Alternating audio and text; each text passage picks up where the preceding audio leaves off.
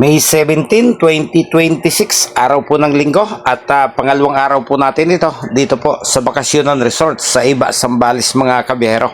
So past 11 na po ng tanghali at napakainit po ng sikat ng araw. So unti-unti na pong lumalabas yung ating mga pasahero at sumasakay na po sa kanilang mga bus. Unti-unti na rin pong nagdadatingan yung mga vendors at para bang kabisado na nila yung check-out time sa resort na ito mga kabihero. Kaya unti-unti na rin po silang nagdi-display ng kanilang mga paninda rito. So hintayin lang po natin makumpleto at siguro by 12 ay tayo po ay makakaalis na. In-inform din po tayo ng gwardiya na kahit kumpleto na po yung mga bus ay huwag po munang basta aalis. Kailangan daw po hintayin yung kanilang signal kasi nga po imo-monitor pa po nila sa loob yung mga staff kung makompleto raw po ba yung mga bagay na ginamit nila sa mga rooms po na kanilang inoccupy mga kabiyahero. Okay, may go signal na po at puno na rin po itong ating mga pasahero. Ito, nag-request po na buhayin po natin yung ating video, okay? At nagkakantahan na po sila. Sana walang basura kay Lolo itong music na kanilang ginagamit mga kabiyahero. So susunod na po tayo doon sa mga naunang bus at ipakikita ko po sa inyo kung gaano po ba kasikip yung daan mula doon po sa highway papasok at palabas po dito sa Bakasyonan Resort mga kabiyahero. Napakasikip po ng daan dito. Medyo malaki-laki pong kumpanya itong hakot namin ngayong araw. Bali, 9 na bus po kami. At ang mga ito po ay sinundo namin doon po sa Juan Ayala sa Makati kahapon. Katanghalian tapat po ngayon. Saktong alas 12 po tayo umangat dito sa resort. At sana hindi po tayo matrap ng traffic doon po sa gawin ng Subic kung saan ay napakarami po ng mga resort. At sigurado, oras na rin po ng uwian ng mga nag-resort pagdating po natin sa tapat na yon.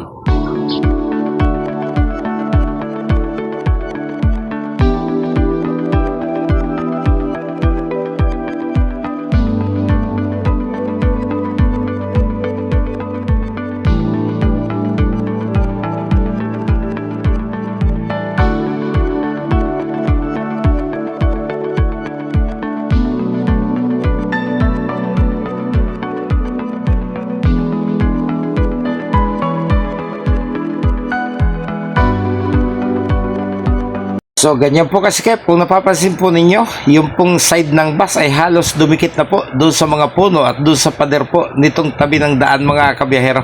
Hindi ko alam kung bakit sikat naman ang resort na ito kung bakit ganyan lang po yung daan na kanilang na-occupy para gamitin ng kanilang mga customer. Kapag pumapasok po rito galing doon sa highway hindi po yan nakukuha ng isang liko. Kinakailangan ilampas mo ng bahagya, itapat mo yung hulihang gulong doon sa tatapatan po nung lilikuan mismo mga kabiyahero. So ganyan po kasikip ang daan dito.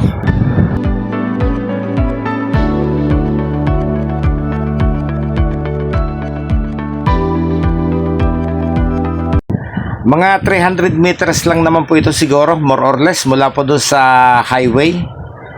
So malapit na po tayo. Kaunting tiyaga na lang at kaunting pagmamanman at pag-iingat para wala po tayong masagi.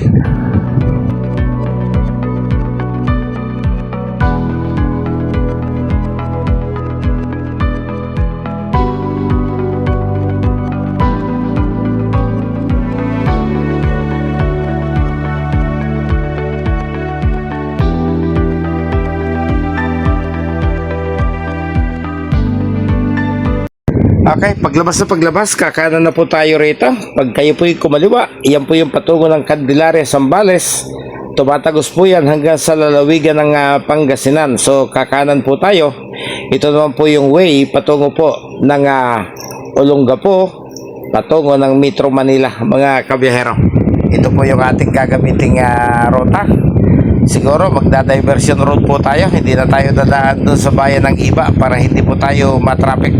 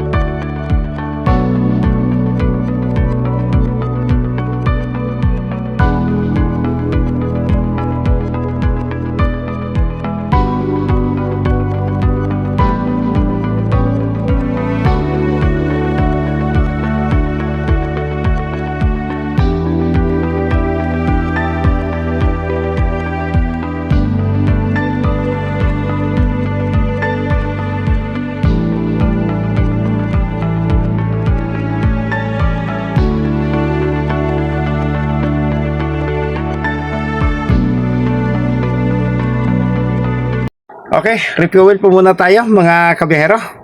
Nandito na rin po yung iba kong mga kasamahan at nagpapakarga na rin po sila ng krodo. Magsisiguro po tayo dahil hindi po natin alam kung baka biglang magkaroon po ng delay sa biyahe. Kapusin po tayo ng fuel. So medyo napapahaba na rin po tayo. Oras na rin para tayo po ay magpasalamat sa pagsama ninyo sa biyahe kong ito. Tayo po ay kasalukuyang nasa lalawigan pa rin po ng Zambales at medyo mahaba-haba pa po yung ating tatakbuhin. Maraming salamat.